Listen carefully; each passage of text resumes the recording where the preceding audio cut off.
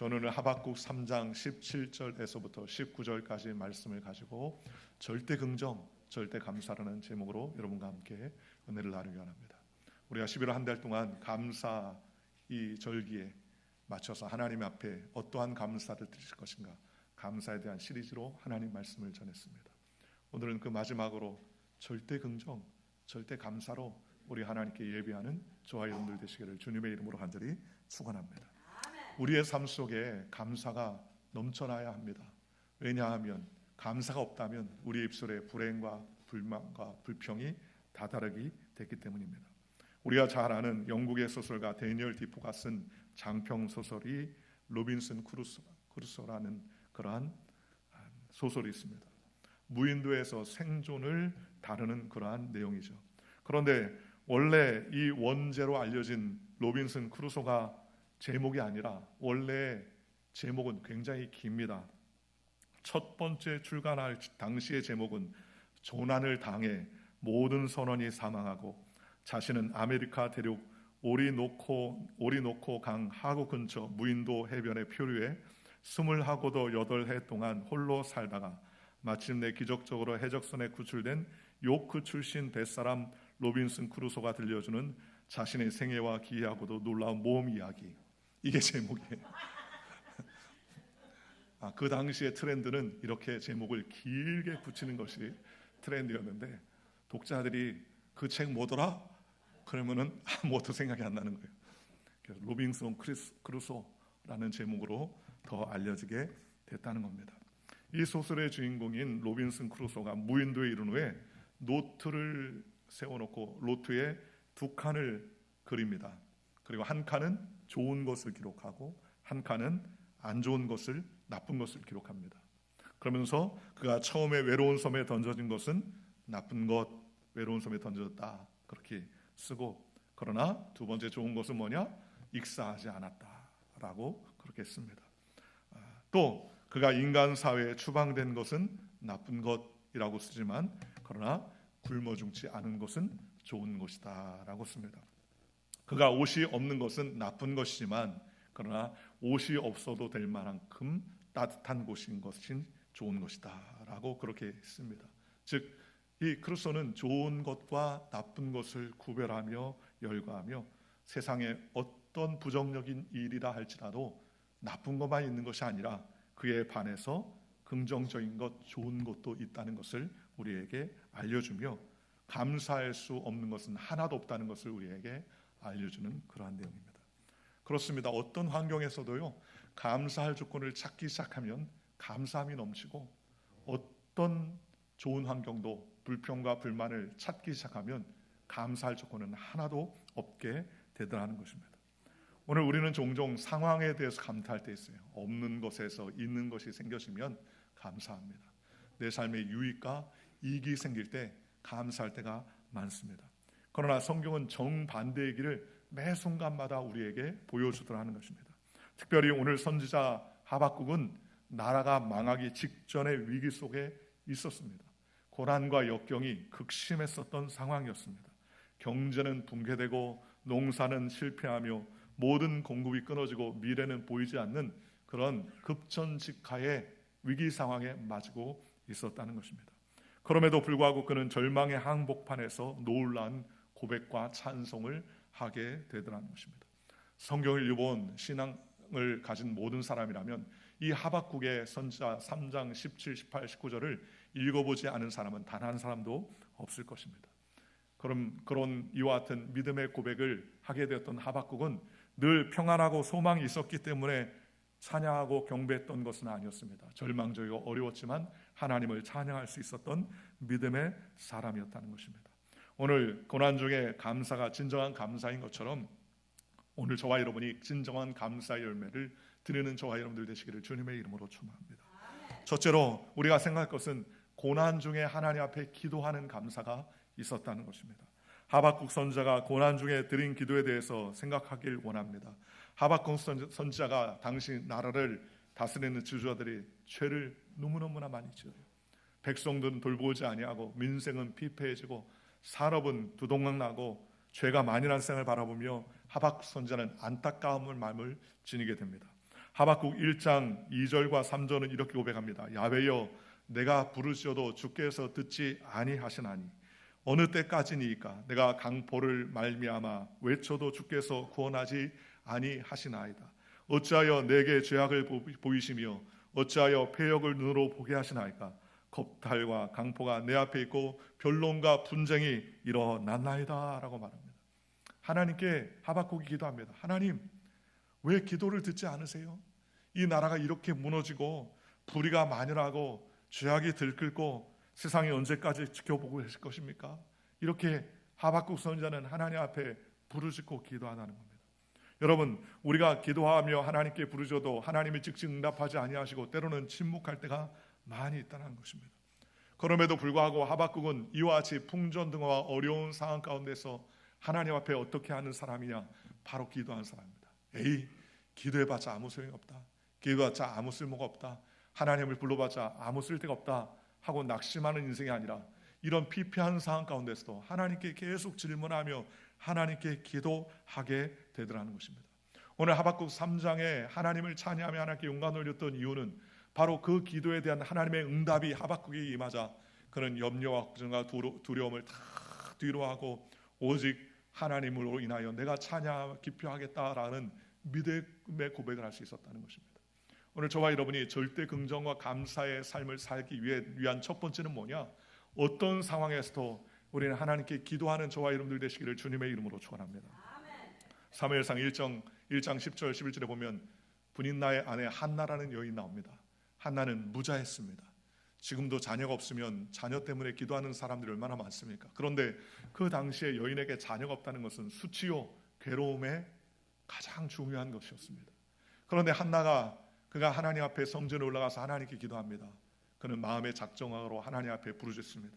그리고 하나님, 나에게 자녀를 주시옵소서. 사무엘상 1장 10절 11절 이렇게 말합니다. 한나가 마음에 괴로워서 야훼께 기도하고 통곡하여 서원하여 이르되 만군의 야훼여, 만일 주의 여종의 고통을 돌아보시고 나를 기억하사 주의 여종을 잊지 아니하시고 주의 여종에게 아들을 주시면 내가 그를 평생에 그를 야훼께 드리고 삭도를 그의 머리에 대지 아니하겠나이다 라고 말했습니다. 자녀도 없는데 하나님이 자녀를 주시면 그 자녀를 하나님의 종으로 바치겠다는 거예요. 그러한 마음으로 그가 기도를 합니다. 그런데도 무자했어요.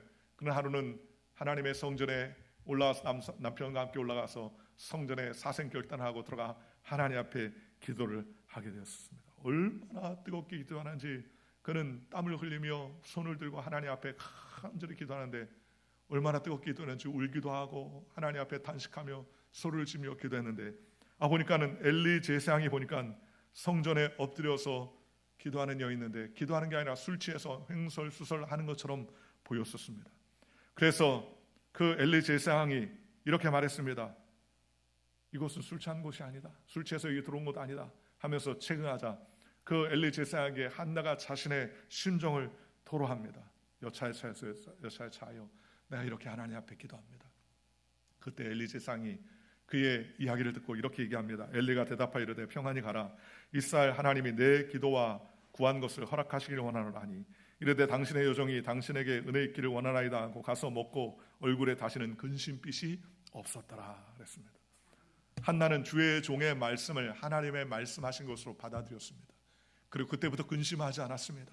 기쁘고 즐거운 마음으로 나아갔더니 하나님께서 그에게 진정으로 아들을 주셨고 그 아들이 사무엘이었고 그 아들이 젖된 이후에는 성전에 들어가서 하나님의 일꾼으로 바치기도 했었습니다.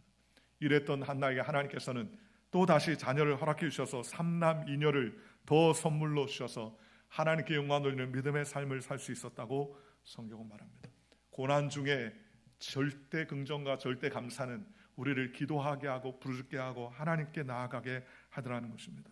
오늘 저와 여러분이 해야 할 일이 있습니다. 그것은 뭡니까?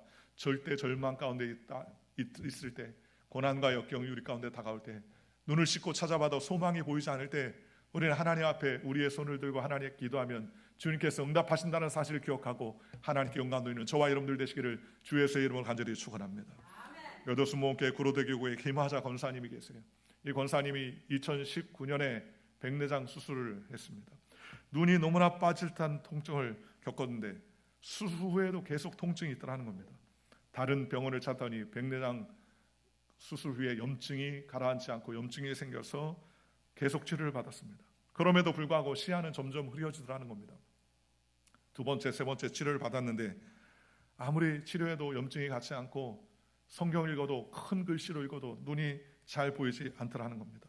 두 차례 염증 치료 안과에서 이야기하길 이젠 더 이상 오지 마세요. 이제는 그냥 안 보이면 안 보인 대로 사세요 라면서 이야기하더라는 겁니다. 냉정한 말을 들을 때 마음이 무너진 것 같았다고 그래요. 그 말을 듣는 순간 집으로 돌아와서 울면서 하나님께 기도했습니다. 하나님, 눈이 안 보이면 혼자 어떻게 삽니까? 부평에서 여의도 교회까지 어떻게 제가 차를 타고 어떻게 교회를 갈 수 있습니까? 그날 이후로 그는 하나님 앞에 부르짖었습니다. 하나님, 나를 도와주십시오. 하나님, 나를 붙잡아 주시옵소서. 그리고 믿음으로 그는 조지했던 약을 다 끊고 석 달에 15만 원씩 들던 약값을 하나님 앞에 헌금으로 드렸어요. 그러기를 계속 믿음으로 하나님 앞에 구하고 기도했는데 2021년 7월 11일 식탁 위에 있었던 자그마한 성경 글씨가 눈에 확 들어오기 시작하더라는 겁니다. 작은 글씨부터 큰 글씨까지 모두 보였는데 2년 반 만에 하나님께서 시력을 회복시켜 주신 것이에요. 그리고 눈이 깨끗하게 치료되었습니다. 그때부터 성경을 읽기 시작했는데 1년에 4회 성경을 통독할 수 있었다는 겁니다. 그는 감사와 감격을 하나님께 기도했습니다. 감사합니다. 내 눈을 고쳐주신 거 감사합니다. 보이지 않았던 눈을 깨끗하게 치료해 주신 것을 감사합니다. 하나님은 우리에게 말씀하시니 너희는 내게 부르시라 내가 내 응답하였고 내가 알지 못하는 크고 은밀한 일을 내게 보이리라고 주님 우리에게 말씀해 주셨습니다. 그러니 절대 긍정과 절대 감사의 시작은 어디서부터 시작해야 되느냐? 기도함으로 시작해야 돼요. 염려로 너의 키를 한 자나 더 할 수 있느냐? 염려한다고 우리의 키가 자랍니까? 절대로 자라지 않아요. 그러나 하나님 앞에 기도하면 주님께서 우리의 염려를 깨끗하게 하시고 하나님의 소망 가운데 살 수 있도록 하나님께서 붙잡아 주시다는 것입니다. 그러니 우리는 어떤 경우에서도 하나님 은혜 안에서 부르짖고 하나님 앞에 나아가는 저와 여러분들 되시기를 주님의 이름으로 축원합니다. 두 번째로 우리가 생각해 볼 것은 현실이 고난스럽고 어려운 상황 가운데서도 하나님을 의지했던 것이 바로 하박국 선지자였습니다. 하박국은 현실을 외면하지 않았습니다. 그는 나라의 상황을 이렇게 고백합니다. 오늘 17절에 성경은 이렇게 말씀하고 계시죠. 비록 무화과 나무가 무성하지 못하며 포도나무에 열매가 없으며 감람나무에 열매가 없으며 소출이 없으며 밭에 먹을 것이 없으며 우리의 양이 없으며 외양간에 소가 없을지라도. 이거 한마디로 말하면 뭐예요? 완전한 궁핍의 삶을 살게 됐다는 겁니다. 그러니 어떡합니까? 이런 완전한 궁핍과 어려운 가운데서 얼마나 힘듭니까? 이스라엘 경제의 모든 분야가 총체적으로 표현한 내용이 바로 이 하박국의 고백입니다. 먼저 무화과 나무라고 했습니다. 무화과 나무는 누굴 상징합니까? 이스라엘 상징합니다. 이스라엘 상징하는데 무화과 나무에 열매가 없어요. 그것은 집에 평안이 없다는 것입니다. 나라의 평안이 없어졌다는 거예요. 그 다음에 포도나무에 열매가 없다고 했습니다. 포도나무는 기쁨과 축복을 상징하는 나무입니다. 그런데 포도나무에 열매가 없다는 말은 바로 기쁨이 없고 소망이 없고 축복이 없다는 사실을 말하는 겁니다. 감람나무는 우리가 잘 아는 것처럼 올리브 나무입니다. 올리브 나무에서 나오는 열매로 말미암아 생필품의 전반에 가장 중요한 음식의 자원을 삼지 않습니까? 그것을 즙을 짜서 올리브유를 만들고 그것을 통해서 여러 가지 음식을 만들어내는 것 아니겠습니까? 그런데 이 감람나무에 열매가 없다는 것은 생활의 필수 자원들이 완전히 끊겼다는 사실을 말씀하는 것입니다. 또 밭에 소출이 없다는 말은 생계의 수단이 완전히 끊겼다는 것을 말하는 것이며 우리의 소가 없고 외양간에 소가 없고 우리의 양이 없다는 것은 재산과 미래의 보장이 완전히 끊겼다는 사실을 이야기하는 것입니다. 총체적인 어려움을 하박국 선지자는 이렇게 이야기합니다. 무화과 나무에 열매가 없고 포도나무에 포도가 열리지 아니하고 감람나무에 소출이 없고 밭에 소출이 없고 또 우리와 외양간에 소와 양이 없다고 그렇게 이야기하더라는 것입니다. 집도 무너지고 기쁨도 끊기고 생계도 없고 미래도 사라진 상태라는 거예요. 그런데 이러한 절망적인 상황에서도 하박국은 현실을 낙심하거나 부정적으로 바라보지 아니하며 현실을 더욱더 정확히 보며 하나님을 신뢰하더라는 것입니다. 오늘 저와 여러분들이 가져야 될 것은 비록이라는 단어 앞에 하나님을 의지하는 저와 여러분들 되시기를 주님의 이름으로 축원합니다. 비록 건강이 좋지 않을지라도, 비록 자녀가 내 뜻대로 되지 않을지라도, 비록 경제가 힘들지라도, 비록 사람들에게 상처를 받을지라도, 비록 내 마음과 뜻대로 미래가 열려지지 않을지라도, 그럼에도 불구하고 끝이 아니라 그 다음에 나오는 말이 중요한 말이에요. 그 말이 18절에 나옵니다. 뭐라고 나옵니까? 나는 야훼로 말미암아 즐거워하며 나의 구원의 하나님으로 말미암아 기뻐하리로다 라고 말했습니다. 17절에는 비록이라고 시작하며 18절에는 나는이라고 말하는, 즉 비록 환경은 이렇게 어렵고 이렇게 힘들고 이렇게 고통스러운 상황이지만 나는 뭐한다? 나는 결정한다는 거예요. 무엇을 결정합니까? 환경을 통해서 우리의 삶을 바라보지 아니하고 나는 오직 하나님을 바라보겠다는 겁니다.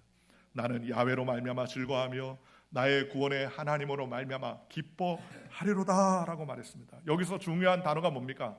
나는이라는 단어예요. 나는이라는 말은 상황은 변하지 않아도 내 태도는 선택할 수 있다는 의지의 표현 아닙니까? 절대 긍정은 상황에 대한 긍정이 아니라 하나님을 향한 믿음의 태도를 말하는 것입니다.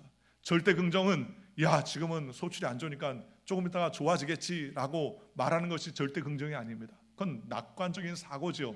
절대 긍정은 소출의 많고 적음을 보는 것이 아니라 그 모든 삶의 근원이신 하나님을 바라보는 태도가 바로 절대 긍정의 태도가 아니겠습니까? 하박국은 이렇게 고백합니다. 나는 상황이 절망적이지만 나는 하나님으로 인하여 기뻐하겠다. 내 상황은 한없이 어렵지만 나는 구원의 하나님으로 인하여서 노래하겠다. 감사는 선택이에요. 기쁨은 결정입니다. 믿음은 반응입니다. 오늘 저와 여러분이 이런 감사와 절대 긍정의 삶이 넘쳐나시기를 주님의 이름으로 축원합니다. 보통 우리의 감사는 상황 기반의 감사일 때가 많이 있습니다. 그런데 하박국은 상황 기반의 감사가 아니라 하나님 기반의 감사, 즉 우리의 감사의 자원이 환경이 아닌 하나님임을 고백하며 드리자 그는 절대적인 감사와 감격을 하나님 앞에 믿음으로 표현할 수 있었다고 성경은 말씀하십니다. 오늘 이 예배에 함께한 저와 여러분이 상황을 바라보면 감사할 조건이 없지요. 너무너무나 어려운 상황이 우리 가운데 다가올 때도 있습니다. 건강은 점점 더 나빠져서 힘들 때가 너무나 많이 있습니다. 미래에 대한 불투명성이 나의 마음을 괴롭게 하고 더 옥죄일 때가 얼마나 많이 있습니까? 그러나 상황 기반에 대한 감사를 멈추고 그럼에도 불구하고 하나님의 구원을 바라보며 하나님으로 인한 감사를 결정하겠다는 그러한 고백이 하박국 선지자의 고백이었어요. 그래서 비록 무엇이 없어도 나는 하나님으로 인하여 야훼 하나님으로 인하여 기뻐하며 즐거워하겠다는 것이 바로 믿음의 결정이었다고 성경은 우리에게 말씀해 주고 계십니다. 오늘 저와 여러분이 어떤 상황과 환경 가운데서도 절대 감사와 절대 긍정의 사람이 되시기를 주 예수의 이름으로 간절히 축원합니다. 그럴 때 하나님께서 우리의 삶에 역사하시고 은혜를 베풀어 주신다는 거예요. 어떠한 상황과 환경 가운데서 하나님께서 우리의 삶을 붙잡아주고 책임져 주신다는 것을 믿으면 하나님께서 구원의 은혜와 은총을 베풀어 주시게 되더라는 것입니다. 오늘 하박국은 하나님은 구원의 하나님이다, 하나님은 기적과 역전의 하나님이다, 희망을 주시는 하나님이다 라고 말합니다. 히브리서 11장 1절은 믿음은 바라는 것들의 실상이요 보지 못하는 것들의 증거다라고 성경은 말했습니다. 오늘 저와 여러분이 거룩한 꿈을 가지고 하나님을 기쁘시게 하는 저와 여러분들 되시기를 주 예수의 이름으로 간절히 축원합니다. 밤이 아무리 기쁘다고 해서 밤이 영원히 계속될 것 같지만 그렇지 않아요. 새벽이 오면 동이 트고 환한 아침이 다가오는 것입니다. 아무리 겨울이 춥고 길게 느껴도 희망의 봄은 막을 수가 없는 것 아니겠습니까? 하나님을 의지하며 하나님께 나아가면 주님께서 그의 삶을 책임져 주시고 하나님의 놀라운 구원과 은혜의 역사를 베풀어 주시더라는 것입니다. 사랑하는 성도 여러분, 오늘 하박국이 고백했던 믿음, 즉 비록 환경은 어두울지라도 나는 하나님을 의뢰하겠다는 상황에 따른 감사가 아니라 하나님을 기반하는 감사가 저와 여러분의 감사가 되시기를 주 예수의 이름으로 주의 이름으로 축복합니다. 세 번째로 우리의 생각해 볼 것은 바로 하박국 선지자는 믿음의 선언에 의해서 미래에 대한 감사로 하나님께 영광 돌리게 되더라는 것입니다. 오늘 19절에 성경은 이렇게 고백합니다. 주 야훼는 나의 힘이시라 나의 발을 사슴과 같게 하사 나를 나의 높은 곳으로 다니게 하시려다 그랬습니다. 하박국 선지자의 상황은 종료된 것이 아니었습니다.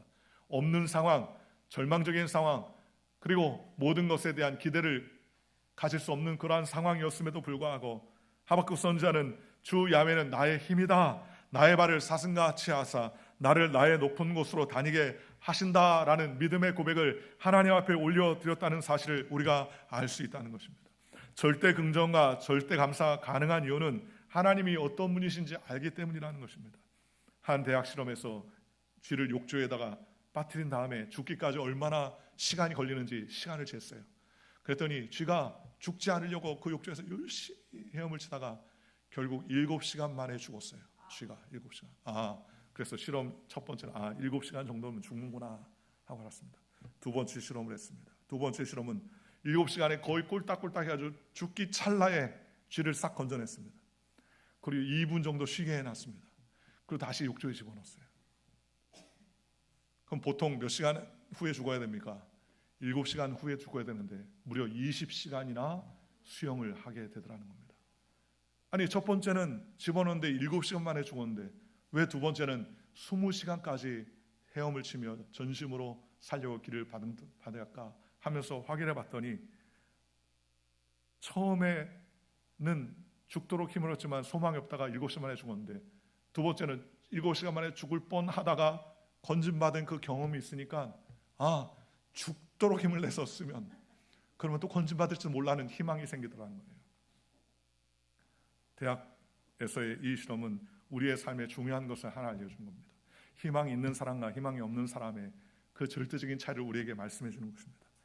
물론 주에게는 희망이 없지요. 그러나 오늘 저와 여러분에게는 영원히 변함없는 희망이 하나 있습니다. 그것은 무엇입니까? 전능하신 하나님 예수 그리스도의 은혜가 우리에게 소망이요 힘이라는 것입니다. 오늘 하박국 선지자는 야훼는 나의 힘이다라고 말했습니다. 우리의 힘이 환경과 물질이 아니라 하나님이 우리의 힘이라는 거예요. 그리고 내 발을 사슴 같게 하신다 그랬습니다. 사슴은 어떤 절벽에서도 잘 미끄러지지 않는다고 합니다. 험한 길이 서 있을 수도 있고 빠르게 뛰어오를 수도 있게 됩니다. 즉 하나님이 넘어지지 않게 붙잡아 주시고 험난한 산골과 어떤 상황과 환경 가운데서도 더 높은 은혜로 우리를 이끌어 주신다는 것을 의미하는 것입니다. 그래서 나를 나의 높은 곳으로 다니게 하신다라고 말했습니다. 나를 나의 높은 곳이라고 말했어요. 나의 높은 곳은 어디입니까? 내가 소원하고 기뻐하며 하나님을 찬미하는 그곳으로 나를 하나님께서 인도하여 주신다라는 것입니다. 하나님은 고난을 통해서 우리를 더 큰 곳으로 인도하시고 우리를 붙잡아 주시는 것입니다. 이것이 바로 절대 긍정의 근거요 절대 감사의 기반임을 우리는 알아야 된다는 것입니다. 고난을 없애주는 것이 하나님의 방법이 아니라 고난 속에서 나의 더 높은 곳으로 이끌어 주는 것이 하나님의 뜻이요 하나님의 계획이라고 성경은 말씀해 주셨습니다. 그러니 우리는 어떤 경우에도 하나님을 찬양하며 하나님께 영광 돌리는 믿음의 백성이 되시기를 주님의 이름으로 축원합니다. 1967년 한 미국의 여성이 다이빙 사고로 전신마비가 되었습니다. 떨어질 때 척추를 다쳐서 전신마비가 되었어요. 그녀는 희망을 잃지 않고 입으로 그림을 그리는 구족화가 되었습니다. 수영 선수에서 완전히 전신마비가 되니까 입만 살았어요. 그래서 입으로 붓을 물고서 그림을 그리고 되는데 몇 권의 베스트셀러를 싣게 되었습니다. 그리고 휠체어 다니면서 장애인의 인권과 복음을 위해서 그는 힘써야 됐습니다. 어느 날 그녀에게 누군가 물었습니다. 조니, 당신은 늘 기뻐하는데 어떻게 그런 기쁨을 가질 수 있습니까? 그녀가 말했습니다. 만약 하나님이 나와 함께 하지 않으시면 나는 하루도 살 수 없었을 겁니다. 그녀는 매일 아침마다 이런 기도를 했다고 합니다. 하나님, 저를 이제 돌봐주는 친구가 와서 저를 목욕시켜주고 옷을 입혀주고 의자에 앉히고 머리에 빗질을 해주고 이를 닦아주고 저를 문 밖으로 보내줄 겁니다. 저는 오늘 한 번 더 똑같은 일상을 마주할 힘이 없으니 하나님의 미소를 나에게 주세요. 그렇게 얘기해요. 내가 그들의 도움을 받았을 때 도움에 감사할 수 있는 방법은 하나도 없더라는 거예요. 일어설 수 없고 내 손으로 무엇을 만질 수도 없더라는 겁니다. 그런데 내가 줄 수 있는 것 하나님의 미소를 나에게 주셔서 그 미소를 전할 수 있게 해달라고 그렇게 기도했다는 겁니다. 그때부터 그는 얼굴에 미소가 생기기 시작합니다. 너무너무나 감사하더래요. 비록 몸은 움직일 수 없지만 나를 이렇게 도와주는 사람들이 많고 나를 위해서 희생해주는 사람들 생각하니까 너무너무나 감사하며 감격의 미소가 생기게 됐다는 겁니다. 그때부터 그는 만나는 사람마다 다른 줄 것이 없기에 그는 미소를 주며 산다고 그렇게 이야기했습니다. 현실이 아무리 힘들어도 현실 뒤에 펼쳐진 하나님의 은혜를 생각하면 우리는 감사하며 기뻐하며 하나님을 찬양할 수 있게 되더라는 것입니다. 오늘 우리는 힘과 용기를 내어 하나님을 기쁘시게 하는 저와 여러분들 되시기를 주님의 이름으로 축원합니다. 하나님 앞에 나아가며 주님께서 우리의 삶을 책임져 주시고 하나님께 영광 돌리는 삶을 살 수 있도록 하나님께서 붙잡아 주신다는 것입니다. 그러니 어떤 경우에도 절대적으로 감사하며 하나님의 긍정의 태도를 가지고 나아가는 저와 여러분들 되시기를 주님의 이름으로 축원합니다. 우리가 잘 아는 환희 제인 크로스비 선생님은 태어나서 2주 만에 눈병을 앓아서 그때부터 앞을 못 보게 됐습니다. 태어난 지 생후 2주 만에 눈병이 앓아서 눈을 실명했으니 평생 동안 한 번도 앞을 제대로 본 적이 없는 사람이라고 해도 과언이 아닐 것입니다. 그런데 그는 95세를 살았어요. 시각장애이 됐지만 예수님을 만난 다음에 그는 운명이 바뀌어졌습니다. 기록을 보면 1820년에 태어나서 1915년까지 95세를 사는데 그가 유명했던 것은 다른 것이 아니라 그런 눈이 안 보이는 상황에서도 찬송가를 약 9,000편을 지었습니다. 그 중에 지은 찬송 중에 대표적인 찬송 하나가 어떤 것이냐면 나의 갈 길 다 가도록이라는 찬양입니다. 여러분들 다 아시죠? 나의 갈 길 다 가도록 예수 인도하시니 내 주 안에 있는 긍휼 어찌 의심하리요. 믿음으로 사는 자는 하늘 위로 받겠네. 무슨 일을 만나든지 만사 형통하리라. 무슨 일을 만나든지 만사 형통하리라.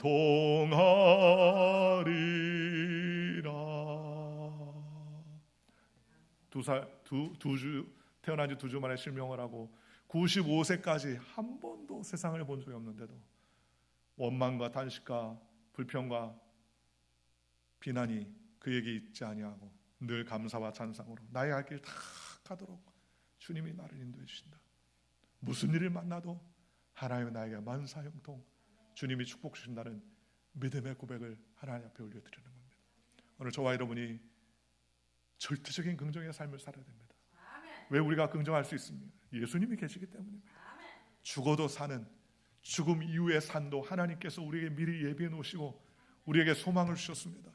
그러니 우리는 어떤 상황에서도 절대적인 불안과 초조와 근심 속에서 절대 긍정의 자세를 취할 수 있고 절대적인 낙심과 좌절의 환경에서도 감사할 수 있는 이유와 조건이 바로 예수님부터 임하게 된다는 것입니다.